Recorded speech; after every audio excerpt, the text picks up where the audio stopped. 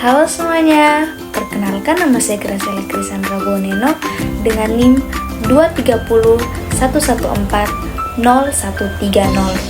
Jadi di video kali ini saya akan menjelaskan atau menyelesaikan soal geometri, aljabar, lalu bilangan dan juga statistik menggunakan langkah PBL dan CTL.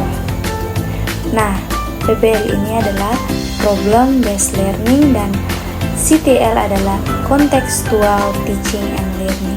Selamat menyaksikan. Oke, langsung saja yang pertama yaitu pengertian model PBL dan CTL. Jadi model PBL atau Problem Based Learning adalah pendekatan pembelajaran yang menggunakan masalah nyata dan juga sebagai konteks untuk mengembangkan keterampilan berpikir kritis, lalu memecahkan masalah serta memperoleh pengetahuan baru. Lalu yang berikut model Contextual Teaching and Learning atau biasa disebut sebagai model CTL adalah pendekatan pembelajaran yang mengaitkan materi pelajaran dengan pengalaman nyata atau konteks kehidupan sehari-hari siswa sehingga belajar menjadi lebih bermakna. Lalu yang berikut adalah contoh soal dan juga penyelesaiannya menggunakan langkah PBL dan juga CTL. Oke, langsung saja yang pertama, soal yang pertama yaitu tentang geometri. Nah, di mana soalnya berbunyi tentang Pak Andi ingin membuat taman berbentuk persegi panjang dengan panjang 12 meter dan lebar 8 meter. Di sekeliling taman akan dibuat pagar. Jadi berapa meter panjang pagar yang diperlukan Pak Andi? Oke, langsung saja yang pertama, langkah penyelesaiannya menggunakan model CTL, di mana yang pertama mengaitkan dengan kehidupan sehari-hari. Jadi anak-anak diajak membayangkan taman di sekitar rumah atau sekolah. Lalu yang kedua menggunakan model konkret, di mana menggunakan gambar taman papan tulis atau miniatur taman.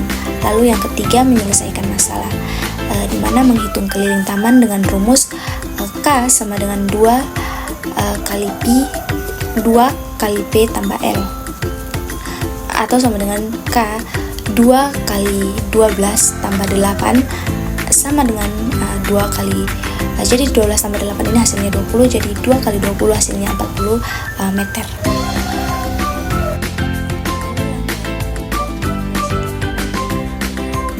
Diskusi bersama tentang kegunaan pagar di taman tersebut.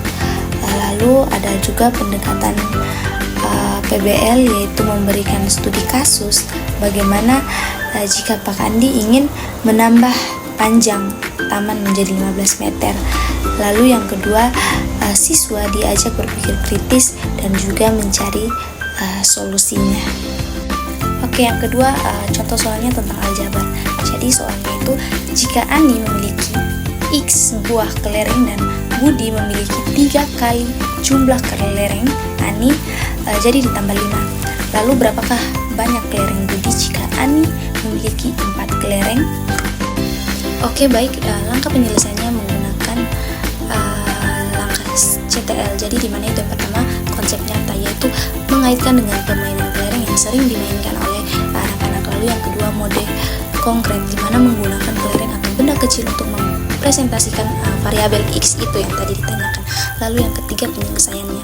Jadi kita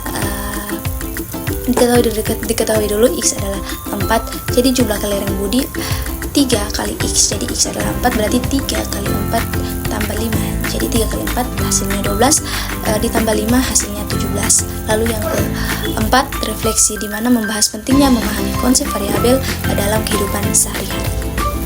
Oke, yang ketiga pendekatan PBL yaitu di mana pertanyaan pemandu. Pertanyaannya itu seperti bagaimana jika jumlah kelereng Ani tidak diketahui, lalu bagaimana kalian bisa mencari jawaban dari pertanyaan tersebut. Lalu yang kedua mendorong siswa untuk memodelkan masalah dengan permasalahan aljabar. Oke, yang ketiga contoh soal bilangan. Jadi soalnya itu berbunyi tentang jika 3 kotak berisi masing-masing 15 kelereng, berapa kelereng semuanya?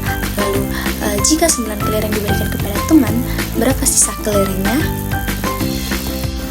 Oke, lalu langkah penyelesaiannya dengan model CTL ini. Jadi yang pertama itu konsep nyata, di mana menghubungkan dengan pengalaman berbagai benda sehari-hari dan juga model konkret atau menggunakan kelereng atau benda fisik untuk dihitung bersama-sama. Lalu yang ketiga penyelesaiannya. Jadi penyelesaiannya itu jumlah total kelereng. Jumlah total kelereng ini 3 dikali dengan 15 hasilnya 45.